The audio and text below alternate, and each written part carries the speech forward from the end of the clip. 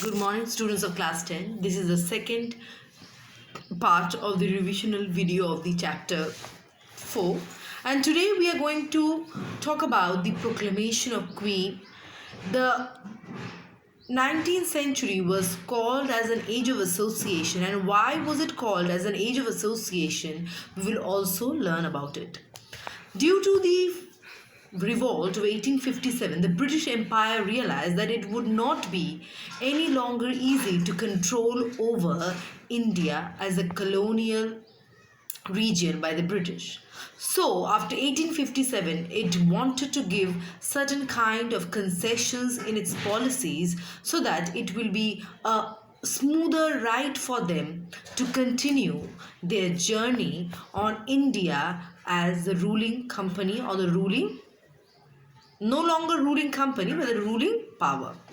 The proclamation of Queen of Victoria organized a court in Allahabad. In this court on 1st November 1858, a proclamation was read on the behalf of the Queen, and this a proclamation included indigenous kings without a son were allowed to adopt a son, which the doctrine of lapse prohibited. Now it gave them the independence to adopt a son.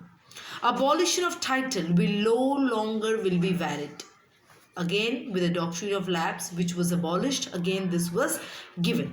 The British government will not extend their empire on Indian soil anymore. Indians will be employed in the government according to the qualification, that is, according to their merits. No longer only the British will get the high post, but also the Indians. All Indians will be given equal importance irrespective of their race, religion, or caste. The government will be bound to honor any agreement or treaty signed with the company. This was the thing that gave a certain kind of freedom to the to the Indian people. But some historians like Bipin Chandra call it as a political bluff, and R.C. Mazumdar called it as an era of broken pledges, because the Queen wanted to appease the people of India to gain political mileage and nothing else. They wanted to actually gain political power more grounded in India and nothing more or nothing less. Now, Dr. Anil Sen, another historian, called it as an age of association because a number of secret societies as well as associations sprang up during this time, which was actually as a mouthpiece of the freedom movement, like Purna Sarvajanik Sabha, Madras Mahajan Sabha, Madras Native Association, and secret samitis like Sanjeevani, Shobha, Indian Reform Society, London Indian Society. Now we will start with Bongo Bhasha Prakashika Shobha. This was formed on 8th December 1836 by Kali Nath Roy Chaudhuri, the Zamindar of Taki. The first meeting of this association was convened under the presidency of Gauri Shankar Bhattacharya. The main objective was to create a political consciousness among the Bengalis for a permanent political organization or movement. It wanted to actually appease the Indians and tell the Indians that you need to be motivated against the British power and you need to join the Indian struggle and freedom movement. You need to be conscious about the current political scenario in India. To convene a meeting every Thursday to discuss political, philosophical matters. To oppose the tax on rent-free lands by the British, 4,000-5,000 people signed a memorandum opposing the government levying of tax to pave the way for establishing organized political activities. But it was doing all the things mainly for an organization, a political organization that the Bengalis needed for organizing a great movement against the British and also against the wrong done to them by levying of excessive taxes by the British government. But it was success to some extent, but it could not create a unity among the people that was most needed. If there is no unity, how the people are going to come together as an association? Next is Zamindar Sabha or Landholder Society. Radhakanta Dev, Dwarkanath Tagore and Prasanna Kumar Tagore organized a meeting and met at Hindu College and formed a Zamindar Sabha or Landholders Association. Its president was Radhakanta Dev with secretary Prasanna Kumar Tagore.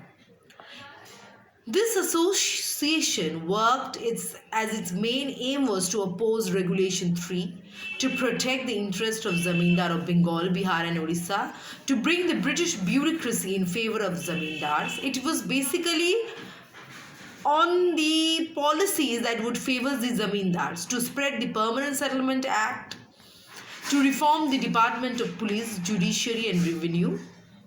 They set up different branches in India so that it could mobilize the people. They set up different branches. The British rulers and Indian zamindars could meet and come together under the banner of this association, because this provided an association where discussions could be held between the British and the landholders.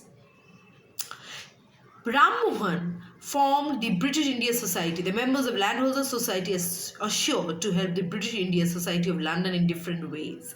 The Landholders Society and Bengal British India Society were combined together and it came together as British Indian Association, which was formed in 1851. This was another organization which was basically formed for the benefits of the zamindars. Now we are going to discuss about the Bharat Sabha. Shishir Kumar Ghosh merged with Bharat Sabha, and Bharat Sabha or Indian Association was the largest political institution before the pre-Congress era. The movement was organized by Bharat Sabha was like a rehearsal for the freedom movement. It was one of the major organizations before the formation of Congress. Bharat Sabha's main aim was to unite the people of all races, of religion and community for a political purpose. Secondly, it was to develop a strong public opinion throughout the country. And thirdly, to involve people in mass. And fourthly, to unite the Hindus and Muslims together. So by the aims only we can realize that it was following a practical aim which should be achieved only if we want a freedom from the British government. From the aims we are clear that it put an emphasis on the unification of all classes and all caste of people, on the regardless of their race, community and purpose. So by this we can understand how these associations played an important part. Now we'll talk about Hindu Mela. Hindu Mela was one of the important, or it is also called as Jatiyo Mela in 1867. In 1870 it was renamed as Hindu Mela. Nabagopal Mitra was eternally indebted to Rajanarayan Boshu, who was called as the grandfather of Indian nationalism, for planning and setting up Hindu Mela. The main purpose of Hindu Mela was to re-establish the dignity of Hindu religion. By the name only we can understand it was an emphasis on Hindu religion, and its main aim was to feel with the ideas of patriotism and freedom among the people. In 1880, Hindu Mela ceased to exist, and the Hindu Mela was also known as Chaitra Mela. From the writing of Satyendranath Tagore, it has been known that Gogendranath Tagore was the first secretary of Nabagopal Mitra. The Narayan Bose Organization Sabha and Nabagopal Mitra national paper helped to form Hindu Mela. Limitation: this Mela was organized once in a year. Its role was not to promote Hindu-Muslim unity. There was a communal feeling among the Hindus. The Hindu nationalists only were the conveners of this Mela, and this Mela raised only Hindu nationalism. By the name only we can understand it laid emphasis on Hindu nationalism and Hindu patriotism.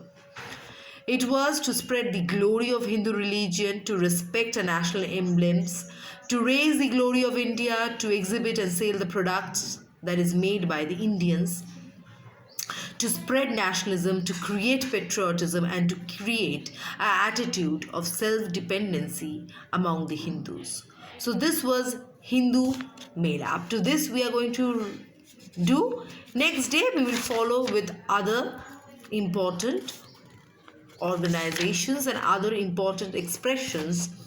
Organization finished. Now we will go to discuss about other important venues from which nationalism was convent. Thank you.